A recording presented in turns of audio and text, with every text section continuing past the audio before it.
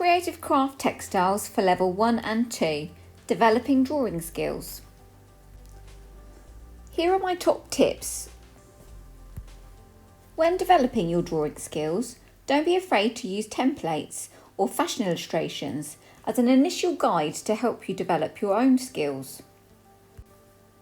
It's always worthwhile to complete your own research into fashion and textiles illustrators to help inspire you. When illustrating, include as much detail as you can. Show construction details. Include any decorative techniques that you plan to use and show any close-ups of details, including enlargements. Include colour. Use a method of adding colour that you're comfortable with, but don't be afraid to experiment with new techniques too. Fine liners are also an effective way to help designs look professional. Rendering or shading. Use shading skills to help add depth and ensure shapes or forms look realistic. The use of mixed media can be helpful too. For example, using a white gel pen or pencil can add highlights to your drawing. Try experimenting by using a range of media. Use a variety of media to add colour and interest to your drawings, exploring your own specific style. Try pen, pencil, pastels, watercolour, markers, ink, or even collage. One aspect of drawing skills in textiles is learning how to represent your ideas, and often will lead to explore fashion illustration. So whether you are designing a product or an item of clothing, one way of showing off the product is by drawing it being used or worn on the human figure. For example, demonstrating how a bag would look like being worn, detail to be added on an upcycled t-shirt, or even a new garment you are designing from scratch. Drawing or fashion drawing is what designers do first to record and develop their design ideas, and secondly, to convey those ideas to others.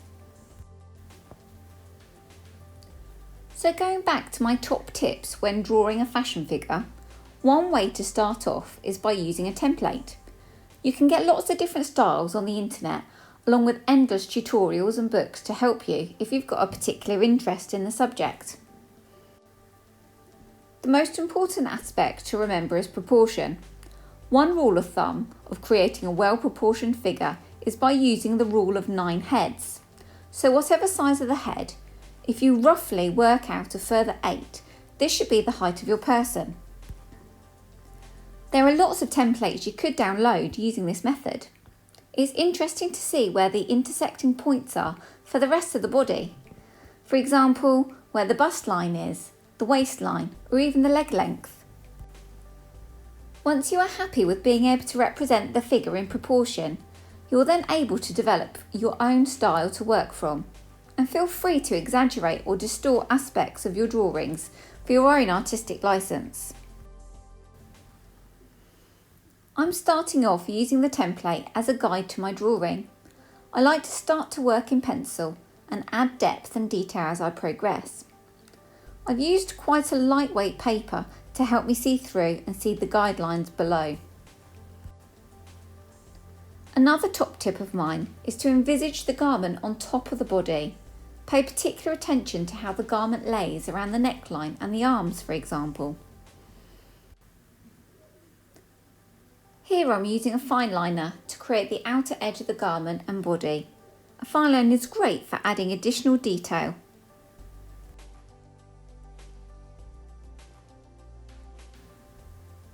If you don't fancy drawing faces, and this is an aspect that puts you off, don't panic.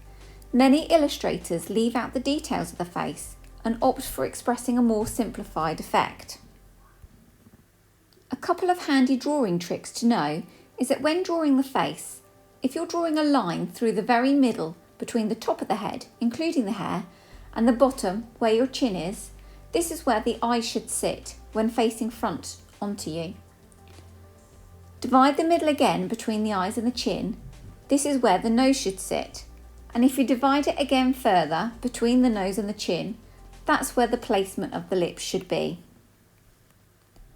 Here I've simplified my faces to just be suggestive lines. Armed with this information, you could experiment moving the eye line up and down to give the head direction. Going back to my drawing, I'm adding enlargements of certain details and including close-up drawings to these. For this particular design, I'm using green and blue coral pictures as inspiration for a sea-themed design. Like all development processes, it's really important to refer back to your original research and consider it as one continuous journey rather than separate tasks. You may need to or want to complete further research at this stage, especially if you start to see a more specific direction to your development of design ideas.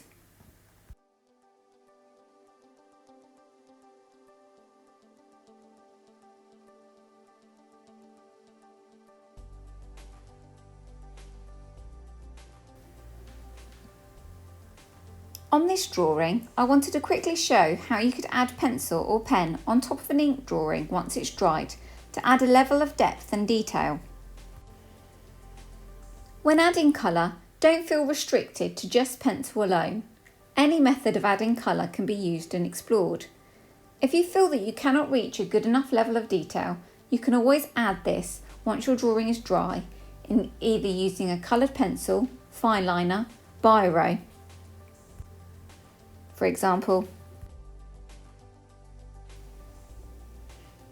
I'm now going back to my coral and sea inspired design, and I'm now thinking about other aspects to be included on my design development pages. I'm closely referring back to my research imagery for inspiration and drawing on other textile techniques that I've previously learnt. I'll be including all this information onto my design development pages. So far, I have gathered painted close-up details of specific areas that I wish to explore further with my thinking, some fabric samples to explore how I could possibly make my design, colour swatches, here I've cut up old paint swatches, and possible threads wrapped around a card to further visualise my colour theme. I could add text here if I felt that an element needed further explanation that I wasn't able to achieve visually. I'll also be including my research inspiration to this page as well.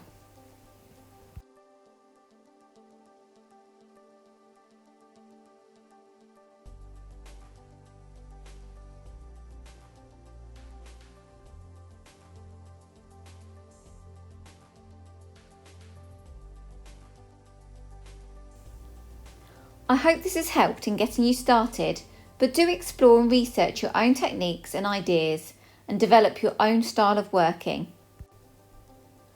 Remember, there is no wrong or right way of completing your sketchbook work. And finally, and possibly most importantly, keep being creative and have fun with your work.